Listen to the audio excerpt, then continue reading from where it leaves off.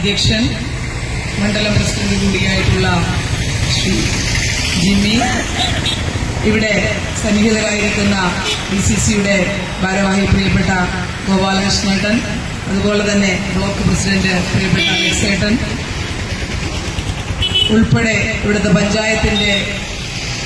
പഞ്ചായത്തിനെ നയിച്ചുകൊണ്ടിരിക്കുന്ന പഞ്ചായത്തിന്റെ പ്രസിഡന്റ് പ്രിയപ്പെട്ട രാജേശ്വരി, ശ്രീ ആന്റണി, അതുപോലെ തന്നെ ശ്രീ സുരേന്ദ്രൻ ഉൾപ്പെടെ സ്വാഗതം ആശംസിച്ച ശ്രീ ജയൻ, യൂത്ത് കോൺഗ്രസിന്റെ ഭാരവാഹികൾ, മഹിളാ കോൺഗ്രസിന്റെ ഭാരവാഹികൾ, INTUCയുടെ പ്രവർത്തകർ ഉൾപ്പെടെ കോൺഗ്രസിന്റെയും മറ്റ് പോഷക സംഘടനകളുടെയും UDFന്റെ മറ്റ് ഘടകകക്ഷികളുടെയും നേതാക്കൾ, പ്രവർത്തകർ എല്ലാവരെയും അഭിവാദ്യം ചെയ്യാൻ ഈ അവസരം ഉപയോഗിക്കുന്നു. നമുക്കൊക്കെ അറിയാവുന്ന ചില കാരണങ്ങളുടെ പേരിലാണ് ഇത്തരത്തിലൊരു രാപ്പകൽ സമരം ഇവിടെ സംഘടിപ്പിക്കപ്പെടുന്നത്.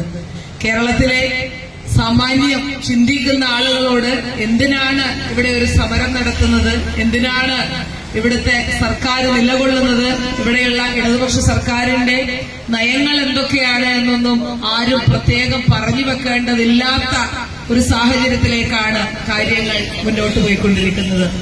ഏറ്റവും ഒടുവിലത്തെ കാര്യം പറഞ്ഞുകൊണ്ട് തുടങ്ങാം.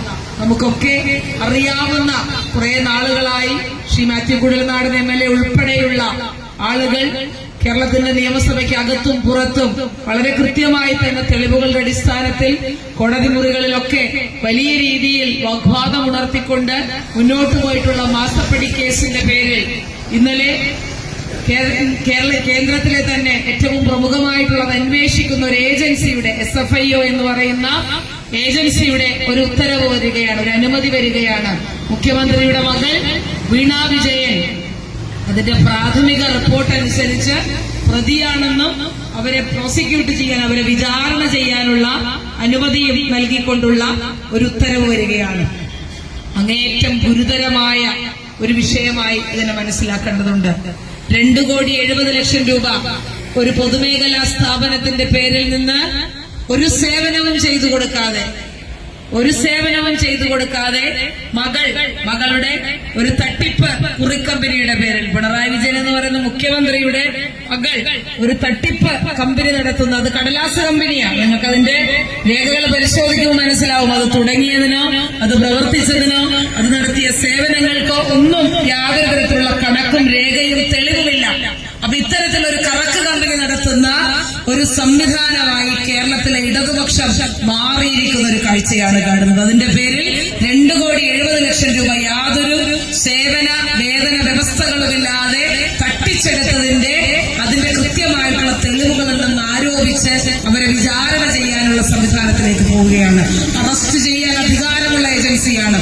10 വർഷം വരെ തടവ് കിട്ടാവുന്ന ശിക്ഷയാണ്, അല്ലെങ്കിൽ അതിനുള്ള കുറ്റങ്ങളാണ് ചേർക്കപ്പെട്ടിട്ടുള്ളത്. അത്രയേറെ ഗുരുതരമായിട്ടുള്ള വിഷയങ്ങൾ നിൽക്കുന്നു. വലിയ ധാർമ്മികത സംസാരിക്കുകയാണ്. ഇപ്പോ ഇടതുപക്ഷത്തിന്റെ ആളുകൾ, ഇടതുപക്ഷത്തിന്റെ മാധ്യമങ്ങൾ ഉൾപ്പെടെ, ഇടതുപക്ഷത്തിന്റെ നേതാക്കന്മാരുൾപ്പെടെ, ഗോവിന്ദൻ മാസ്റ്റർ ഉൾപ്പെടെ വാഴ്ത്തുപാട്ട് പാടിക്കൊണ്ടിരിക്കുകയാണ്. എന്തിനാണ് മുഖ്യമന്ത്രി രാജിവെക്കേണ്ടത്? കുറ്റമൊന്നും ചെയ്തിട്ടില്ലല്ലോ, മകളല്ലേ, തെളിഞ്ഞിട്ടില്ലല്ലോ, ഇങ്ങനെയുള്ള നിരന്തര വാദങ്ങൾ മുന്നോട്ട് വെക്കുകയാണ്. അപ്പോൾ നമ്മൾ ഓർത്തുപോകേണ്ട ചില കാര്യങ്ങളുണ്ട്. ഈ കഴിഞ്ഞ 2 സർക്കാരുകൾക്ക് മുമ്പിൽ കേരളത്തിലെ ഏറ്റവും മികച്ച സംവിധാനങ്ങളിലൂടെ ഈ സംസ്ഥാനത്ത് മെട്രോ കൊണ്ടുവന്ന, വിഴിഞ്ഞം കൊണ്ടുവന്ന, ഇത്തരത്തിൽ കണ്ണൂർ എയർപോർട്ട് കൊണ്ടുവന്ന, വികസനങ്ങളുടെ സമാനതകളില്ലാത്ത മാതൃക സൃഷ്ടിച്ച കാരുണ്യ പദ്ധതി പോലെയുള്ള വലിയ ചികിത്സാ പദ്ധതികൾ നടപ്പിലാക്കിയ, ഈ സംസ്ഥാനത്തിലെ ക്ഷേമ പെൻഷൻ ഏറ്റവും കൂടുതൽ ആളുകൾക്ക് അനുവദിച്ചു കൊടുത്ത ഒരു സർക്കാരിനെ താഴെ ഇറക്കാൻ വേണ്ടി ഒരു സ്ത്രീയുടെ, ആ സ്ത്രീയുടെ വിശേഷണമൊന്നും ഞാൻ പറഞ്ഞു വെക്കുന്നില്ല, ഒരു സ്ത്രീ എന്ന നിലയിൽ പിന്നെ സ്ത്രീ വിരുദ്ധ സംസാരിച്ചു എന്ന് പറഞ്ഞു വെക്കേണ്ടത് കൊണ്ട് ഞാൻ അത്തരത്തിൽ സംസാരിച്ചു പോകുന്നില്ല. ഒരു വിശ്വാസ്യതയുമില്ലാത്ത ഒരു സ്ത്രീയുടെ പേരിൽ കള്ളക്കേസെടുത്തുകൊണ്ട്, കള്ള ആരോപണങ്ങൾ ഉന്നയിച്ചുകൊണ്ട് ഒരു മനുഷ്യനെ നിങ്ങൾ കല്ലെറിഞ്ഞു. ആ മനുഷ്യന്റെ പേര് നിങ്ങൾ വലിയ രീതിയിലുള്ള പ്രതിഷേധം ഇരമ്പി, വലിയ രീതിയിലുള്ള പ്രശ്നങ്ങളിലേക്ക് സെക്രട്ടേറിയറ്റിന് മുൻപിൽ വളഞ്ഞുകെട്ടി നിങ്ങൾ സമരം ചെയ്തു. അന്നെന്തേ ഈ ധാർമ്മികത ഉണ്ടായിരുന്നില്ലേ? ആ കേസിൽ വിധി വന്ന് നമ്മൾ കണ്ടു. സോളാർ കേസിൽ വിധി വരുമ്പോ കുറ്റക്കാരനല്ലാത്തൊരു മുഖ്യമന്ത്രിയുടെ നേരെ നിങ്ങൾ എറിഞ്ഞ കല്ലുകൾ അതിന്ന് നിങ്ങൾക്ക് നേരെ തിരികെ വരികയാണ്. നിങ്ങൾ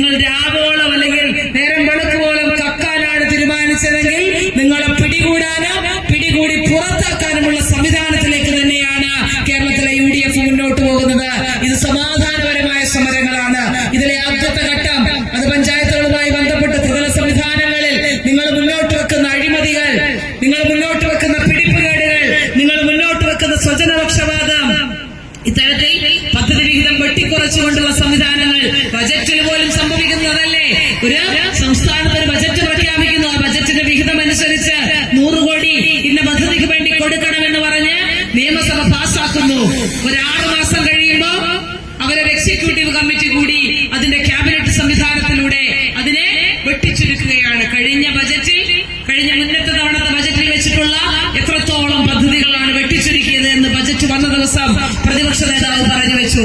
ഇത്തരത്തിൽ മുഴുവൻ കാര്യങ്ങളിലും കെടുകാര്യസ്ഥതയുടെ പിടിപ്പുകേടിന്റെ ധാർഷ്ട്യത്തിന്റെ മൈക്കിനോട് പോലും വെക്കിട്ട് കയറുന്ന ഒരു മുഖ്യമന്ത്രി, പത്രക്കാർ വന്നാൽ കടക്ക് പുറത്ത് മാറി നിൽക്കുക എന്ന് ആവർത്തിച്ചു പറയുന്ന ഒരു മുഖ്യമന്ത്രി, ആ മുഖ്യമന്ത്രിയോട് കടക്ക് പുറത്ത് എന്ന് പറയാനുള്ള സംവിധാനത്തിലേക്കാണ്, അത്തരം ആർജവത്തിലേക്കാണ് ഈ നാട് മാറിക്കൊണ്ടിരിക്കുന്നത്. ഇതൊരു അവസരം കിട്ടിയാൽ CPM-കാരന് പോലും വലിയ ഗതികേടില്ല. എന്റെ ശബ്ദപരിധിക്കുള്ളിൽ എവിടെയെങ്കിലും CPM-മാർ നിൽക്കുന്നുണ്ടെങ്കിൽ നിങ്ങളെ സംബന്ധിച്ച് എനിക്ക് വലിയ സഹതാപമാണ്. കാരണം ഇവർക്ക് വീട്ടിൽ കയറാൻ നിവർത്തിയില്ല. വൈകുന്നേരം ചെന്ന അമ്മ ചോദിക്കും, പെൻഷൻ കിട്ടിയിട്ട് 5 മാസം കഴിഞ്ഞല്ലോടെ മോനെ നീ എന്തിനാ ഈ കൊടി പിടിക്കാൻ പോകുന്നത്? സപ്ലൈകോ പോയിട്ട് ഒരു സാധനം പോലും കിട്ടിയില്ല. റേഷൻ കടയുടെ അവസ്ഥ പരിതാപകരം. ഞാൻ രാവിലെ സർക്കാർ ആശുപത്രിയിൽ ഒന്ന് മരുന്ന് വാങ്ങാൻ പോയി. ഡോക്ടർ എഴുതി തന്ന മരുന്ന് സർക്കാർ ആശുപത്രിയിലില്ല. ഇങ്ങനെ സർവത്ര മേഖലയിൽ ക്ഷാമത്തിന്റെ ദാരിദ്ര്യത്തിന്റെ പിടി സംവിധാനങ്ങളായി കേരളം മാറിയിരിക്കുന്നു.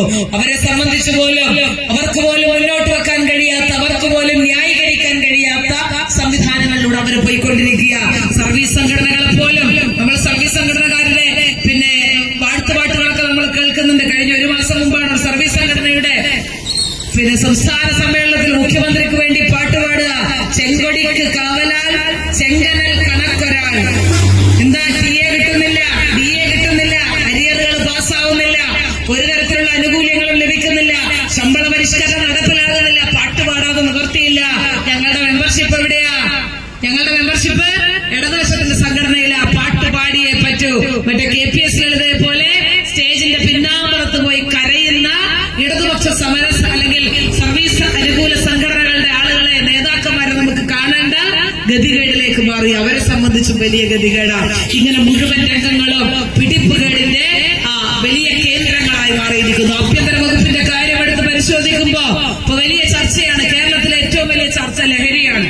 അത് ഞാൻ പറയാതെ തന്നെ നിങ്ങൾക്കറിയാം. എന്റെയും നിങ്ങളുടെയും കുഞ്ഞുങ്ങൾ വിദ്യാലയങ്ങളിൽ പോകുന്ന, കോളേജുകളിൽ പഠിക്കുന്ന കുട്ടികൾ, ഇവരെയൊക്കെ സംബന്ധിച്ച് വലിയ രീതിയിലുള്ള ആശങ്കകൾ സമൂഹം ഉണർത്തിക്കൊണ്ടിരിക്കുന്ന ഒരു സമയമാണ്. സത്യസന്ധമായി എന്റെ ശബ്ദപരിധിക്കുള്ളിൽ നിൽക്കുന്ന ഓരോ മനുഷ്യരും ചിന്തിക്കേണ്ട ഒരു കാര്യമുണ്ട്. കഴിഞ്ഞ 8-9 കൊല്ലമായിട്ടാണ് കേരളത്തിൽ ഇത്രമേൽ ലഹരി ഒഴുകിയത്. കഴിഞ്ഞ 10 കൊല്ലം മുൻപ് ഇത്തരമൊരവസ്ഥ കേരളത്തിലില്ല. ഇന്നൊരു കുട്ടി സ്കൂളിലേക്ക് കടന്നു വരുമ്പോ ഒരു മിഠായി കിട്ടുന്ന ലാഘവത്തോടുകൂടെ അവന് ലഹരി കിട്ടുന്നുണ്ടെങ്കിൽ, കേരളത്തിൽ കഴിഞ്ഞ 8-9 കൊല്ലമായി കേരളത്തിന്റെ ആഭ്യന്തര വകുപ്പിന്റെ സംവിധാനങ്ങൾ വെറുതെ ഇരിക്കുകയായിരുന്നു. നിങ്ങൾ ചിന്തിക്കണം. എന്റെയും നിങ്ങളുടെയും കുഞ്ഞുങ്ങളുടെ കൈകളിലേക്ക് അവരറിയാതെ പോലും ലഹരി എത്തുന്നുണ്ടെങ്കിൽ അതിലെ ആദ്യത്തെ പ്രതി പിണറായി വിജയനാണ് എന്ന് നമ്മൾ പറഞ്ഞു വെക്കേണ്ടിയിരിക്കുന്നു. കാരണം അത്രമേൽ ഇവിടെ വലിയ ജാഗ്രതയുണ്ടെന്നാണല്ലോ പറഞ്ഞു വെക്കുന്നത്. എല്ലാ കാര്യങ്ങളും വലിയ ജാഗ്രതയോടുകൂടെ ചെയ്യുന്നുവെന്നാണല്ലോ പറഞ്ഞു വെക്കുന്നത്. എന്തേ ഇതൊന്നും പിടിക്കാൻ കഴിയാത്ത സംവിധാനമാണോ കേരളത്തിലെ പോലീസും എക്സൈസ് വകുപ്പും? ഇതൊന്നും പിടിക്കാൻ കഴിയാത്ത സംവിധാനങ്ങളല്ല. നിങ്ങൾ ഏതെങ്കിലും ഒരു കേസുമായി ബന്ധപ്പെട്ട്, ലഹരിയുമായി ബന്ധപ്പെട്ട് ഒരു കേസ് പോലീസ് സ്റ്റേഷനിൽ ചെല്ലുമ്പോ പോലീസ് ആദ്യം വിളിക്കുന്നത് അവിടുത്തെ ലോക്കൽ സെക്രട്ടറിയെയും ഏരിയ സെക്രട്ടറിയൊക്കെ. ആ ഏരിയ സെക്രട്ടറി ലോക്കൽ സെക്രട്ടറിയും വന്ന് ചർച്ച ചെയ്യും. പ്രതി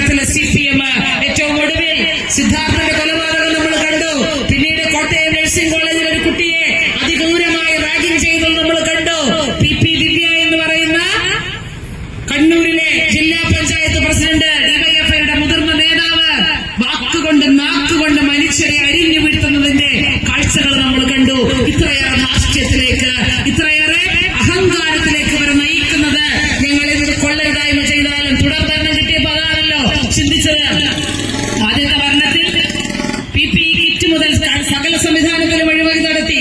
കൊറോണ കാലത്തിന്റെ ഏറ്റവും വലിയ അഴിമതിയുടെ കുത്തരങ്ങായി ഇപ്പോഴും അതിന്റെ വാർത്തകൾ പുറത്തു വന്നുകൊണ്ടിരിക്കുക. PPE കിറ്റ് മുതൽ അന്ന് നടപ്പിലാക്കിയ മുഴുവൻ സൗജന്യ സംവിധാനങ്ങളുടെ പേരിലും CPM എത്ര കമ്മീഷൻ അടിച്ചിട്ടുണ്ടെന്നുള്ള വാർത്തകൾ വന്നുകൊണ്ടിരിക്കുക. ആ വാർത്തകൾ കഴിഞ്ഞ് രണ്ടാം ഭരണം കിട്ടിയപ്പോ വിചാരിച്ചു ഞങ്ങൾ ആദ്യഘട്ടത്തിൽ ഒരുപാട് കൊള്ളരുതായ്മകൾ ചെയ്തു. ആ കൊള്ളരുതായ്മകളൊക്കെ തുടരാനുള്ള അനുമതിയാണ് രണ്ടാം തവണ ഞങ്ങൾക്ക് ജനം നൽകിയത് എന്നുള്ള ബോധ്യത്തിലാണ് അവര് കാര്യങ്ങൾ ചെയ്യുന്നത്. ഞാൻ നേരത്തെ പറഞ്ഞതുപോലെ ലാവുണ്ടെന്ന് കരുതി കട്ടുകൊണ്ടിരിക്കുക, വീണ്ടും വീണ്ടും കെട്ടുകൊണ്ടിരിക്കുക. അത് അദ്ദേഹം ആദ്യം പറഞ്ഞു, പിണറായി വിജയൻ അധികാരത്തിൽ വന്നപ്പോൾ പറഞ്ഞു വെച്ചൊരു വാക്കുണ്ട്, എന്റെ ഇടനാഴികളിൽ പോലും, എന്റെ അധികാരത്തിന്റെ ഇടനാഴികളിൽ പോലും അഴിമതിയുടെ കറയുണ്ടാവുകയില്ല.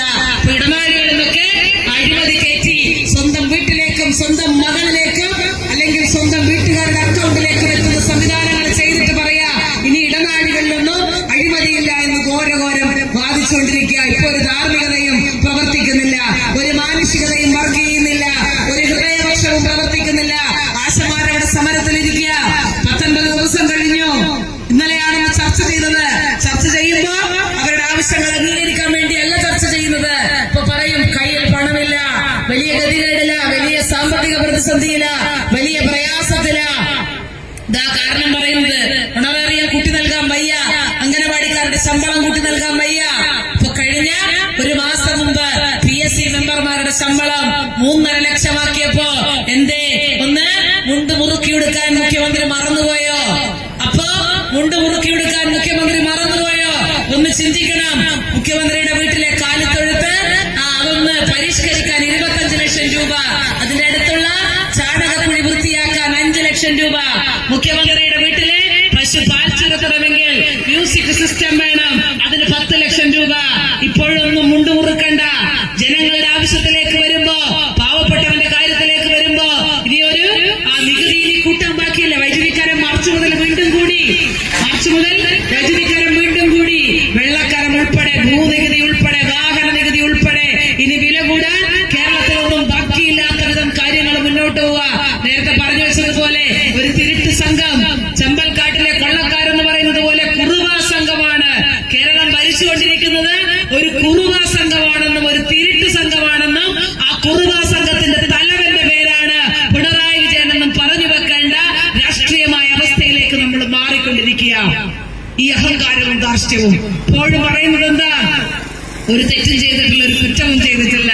CPM-ന്റെ പാർട്ടി കോൺഗ്രസിൽ അവിടുത്തെ ആ തൂണ് നാട്ടുന്നത് മുതൽ അവിടെ പരിപ്പ് വടയും ചായയും കൊടുക്കുന്നത് വരെ പിണറായി വിജയന.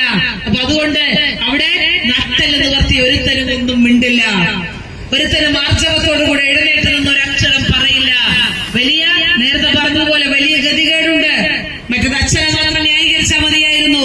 ഒരു കുടുംബത്തെ ഒന്നാകെ ന്യായീകരിക്കേണ്ട ഗതികേടിലേക്ക് കേരളത്തിലെ CPM മാറിയിരിക്കുകയാണ്. അവർ അത്രമേൽ, കാരണം വായ അല്ലെങ്കിൽ തിരുവായ്ക്ക് എതിർവായില്ല എന്നുള്ള തരത്തിൽ ഓതമ്പ്ര എന്ന് പറഞ്ഞ് ഒച്ചാനിച്ച് നിൽക്കുന്ന ഇടതുപക്ഷ സംഘടനക്കാരെയും CPM-ന്റെ അനുഭാവികളെയും നമുക്ക് അതീവ ഖേദത്തോടുകൂടെ കാണാൻ കഴിയുന്ന ഒരു കാഴ്ചയാണുള്ളത്. മിണ്ടിയാലുള്ള അവസ്ഥ അതീവ ഭീകരമാണെന്നുള്ള തോന്നലിലാണ് അവർ മുന്നോട്ട് പോകുന്നത്. അതുകൊണ്ട് കടക്ക് പുറത്തെന്ന് പറയാനും മാറി നിൽക്കാൻ പറയാനും മെക്കിട്ട് കയറാനും ഒക്കെ കേരളത്തിൽ നിങ്ങൾക്ക് ഇടതുപക്ഷവും നിങ്ങളുടെ ഇടതുപക്ഷ സർവീസ് സംഘടനകളും ഇടതുപക്ഷത്തിന്റെ അനുയായികളും ഉണ്ടാകും. പക്ഷേ അത് ഈ നാട്ടിലെ പൊതുബോധത്തോട്, അത് ഈ നാട്ടിലെ ജനാധിപത്യ വിശ്വാസികള്, അത് ഈ നാട്ടിലെ മറ്റ് രാഷ്ട്രീയ സംഘടനയിലെ ആളുകളോട് നിങ്ങൾക്ക് പറയാനുള്ള യാതൊരു ധാർമ്മികതയുമില്ലാത്ത കാലത്തിലേക്കാണ് നിങ്ങൾ പോയിക്കൊണ്ടിരിക്കുന്നത്. കഴിഞ്ഞ ദിവസം കേസിന്റെ SFIയുടെ അന്വേഷണത്തിന്റെ ഓർഡർ ഇന്നലെ വരികയാണ്. പിണറായി വിജയൻ ഒരുപക്ഷെ ഒരാഴ്ച മുമ്പ് അത് അറിഞ്ഞു കാണും. അതുകൊണ്ടാണല്ലോ വളരെ ദീർഘദർശിയായിട്ടുള്ള പിണറായി വിജയൻ നിർമ്മല സീതാരാമനെ പോയി കണ്ടത്. എന്തിനാണ് BJP-യുടെ നേതാവിനെ പോയി കണ്ടത് എന്ന് നാട്ടിലെ മാധ്യമപ്രവർത്തകർ ചോദിക്കുമ്പോ ഇന്ന് സുരേഷ് ഗോപി പറഞ്ഞതുപോലെ വലിയ ജനാധിപത്യത്തിന്റെ സംവിധാനത്തിലൂടെ വരുന്ന ആളുകളാണല്ലോ. സുരേഷ് ഗോപിയുടെ ഡയലോഗ് എന്ന് കേട്ട് കാണും. എനിക്ക് പറയാൻ സൗകര്യമില്ല. അദ്ദേഹം വരച്ചന്ദ്രൻ അങ്ങ് ഇറങ്ങുന്നില്ല. അദ്ദേഹം പാർലമെന്റിൽ നിൽക്കുമ്പോഴും പാർലമെന്റിൽ നിന്ന് മാധ്യമപ്രവർത്തകർ ചോദ്യങ്ങൾ ചോദിക്കുമ്പോഴും അദ്ദേഹം വരച്ചന്ദ്രൻ IPS.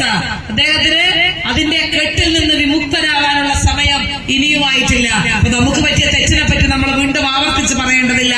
ഈ നാടിന് തന്നെ വീണ്ടും ഈ സംസ്ഥാനത്തിന്റെ പേരിൽ ഈ നാടിനൊരു കളങ്കം വന്നത് മാധ്യമങ്ങളിലൂടെയാ. ഇത് വീണ്ടും മുഖ്യമന്ത്രി പറയാ, എനിക്ക് പറയാൻ സൗകര്യമില്ല, ഞാൻ എന്തിനാ ഡൽഹി പോയതെന്ന് എനിക്ക് നിങ്ങളോട് പറയേണ്ട കാര്യമില്ല. പക്ഷെ നിങ്ങൾ മറുപടി പറയേണ്ടി വരും മിസ്റ്റർ പിണറായി വിജയൻ. നിങ്ങൾ കൃത്യമായി തന്നെ മറുപടി പറയേണ്ടി വരും. കാരണം എന്റെയും നിങ്ങളുടെയും നികുതി പണം ഉപയോഗിച്ച് നിങ്ങൾ ഇവിടുന്ന് ഒരു യാത്ര നടത്തിയാൽ, നിങ്ങൾ ഇവിടുന്ന് ഒരു കൂടിക്കാഴ്ചയ്ക്ക് പോയാൽ, നിങ്ങൾ ഈ ഖജനാവിൽ നിന്ന് 1 രൂപ എടുത്ത് നിങ്ങൾ ചെലവഴിച്ച് എന്തെങ്കിലും കാര്യം ചെയ്തിട്ടുണ്ടെങ്കിൽ അതിന് മറുപടി പറയാനുള്ള ഉത്തരവാദിത്വം നിങ്ങൾക്കുണ്ട്. അതിന് മറുപടി പറയേണ്ട സാഹചര്യത്തിലേക്ക് കാര്യങ്ങൾ മാറി വരികയും ചെയ്യും. അപ്പൊ ഇത്തരത്തിലുള്ള ധാർഷ്ട്യം കൊണ്ട് മുന്നോട്ട് പോകാമെന്ന്, ഏറെ നാൾ മുന്നോട്ട് പോകാമെന്ന് നിങ്ങൾ കരുതേണ്ടതില്ല. വരാൻ പോകുന്ന നിയമസഭാ തെരഞ്ഞെടുപ്പ്, വരാൻ പോകുന്ന തദ്ദേശ സ്വയംഭരണ തെരഞ്ഞെടുപ്പ് ഇത്തരത്തിൽ നാടിനെ മുച്ചൂട് മുടിക്കുന്ന ആഭ്യന്തര സംവിധാനം തകർത്ത, സഹകരണ മേഖലയെ തകർത്ത, വിദ്യാഭ്യാസ മേഖലയെ തകർത്ത, ഈ നാട്ടിലെ വലിയ സ്ത്രീപക്ഷമൊക്കെ പറയും, വലിയ സ്ത്രീ മുന്നേറ്റമൊക്കെ പറയും, വനിതാ മതിൽ കെട്ടി ഞങ്ങള് ശബരിമലയിലേക്ക് ഞങ്ങൾ രാമായണം കഴിച്ച് ഞങ്ങൾ ഇവിടെ നവോത്ഥാനം സൃഷ്ടിച്ചെന്ന് പറയും. ആ പാവപ്പെട്ട ആശാ വർക്കർമാർ ആ സെക്രട്ടേറിയറ്റിന്റെ പടിക്കൽ മഴയും വെയിലും കൊള്ളാതെ ഒരു ടാർപ്പായ വലിച്ചു കെട്ടിയപ്പോ അത് ഒരു രാമായണം പറിച്ചു കളഞ്ഞ ആളുകളാണ്. വലിയ സ്ത്രീ മുന്നേറ്റത്തെ പറ്റി, സ്ത്രീ സംരക്ഷണത്തെ പറ്റിയൊക്കെ പറഞ്ഞു വെച്ചുകൊണ്ടിരിക്കുന്നത്. ഈ ഇരട്ടത്താപ്പ് നമ്മൾ തിരിച്ചറിയണം. ഈ ഇരട്ടത്താപ്പ് നമ്മൾ മനസ്സിലാക്കേണ്ടതുണ്ട്. ഇത്തരത്തിൽ മുന്നോട്ട് പോകുമ്പോ നമ്മളെയൊക്കെ മുച്ചൂട് മുടിച്ച, അല്ലെങ്കിൽ കേരളത്തിന്റെ സാമൂഹ്യമായ, സാംസ്കാരികമായ, രാഷ്ട്രീയമായ എല്ലാ മുന്നേറ്റങ്ങളെയും അവസാനിപ്പിച്ചുകൊണ്ട് മുന്നോട്ട് പോകുന്ന ഒരു ഗവൺമെന്റിനെ താഴെ ഇറക്കാനുള്ള വലിയ ഉത്തരവാദിത്വം നമുക്കുണ്ട്. പഞ്ചായത്തുകളിലൂടെ സാധാരണ മനുഷ്യരിലേക്ക് എത്തേണ്ട പദ്ധതി വീതങ്ങൾ വെട്ടിക്കുറച്ചുകൊണ്ട്, അത്തരത്തിലുള്ള പദ്ധതി വീതങ്ങൾ തടസ്സപ്പെടുത്തിക്കൊണ്ട് ത്രിതല പഞ്ചായത്തുകളുടെ മുഴുവൻ സംവിധാനങ്ങളും നശിപ്പിച്ചു കളഞ്ഞൊരു ഗവൺമെന്റിനെ നമുക്കില്ലാതാക്കേണ്ടതുണ്ട്. നമ്മുടെ കൈകളിലേക്ക് എത്തുന്ന, ഏറ്റവും സാധാരണക്കാരായ മനുഷ്യരിലേക്ക് എത്തുന്ന വാർഡ് മെമ്പർമാർക്ക്, പഞ്ചായത്തിന്റെ സംവിധാനങ്ങൾക്ക് അവർക്ക് പണമില്ലാതെ, പണം കൊടുക്കാതെ അവരെ വീർപ്പ് മുട്ടിക്കുന്ന സംവിധാനങ്ങളിലേക്ക് കൊണ്ടുപോകുന്ന ഒരു ഗവൺമെന്റിനെ ഇല്ലാതാക്കേണ്ട ഉത്തരവാദിത്വം ഈ നാട്ടിലെ ഓരോ ജനാധിപത്യവാദിയുടേതുമാണ്.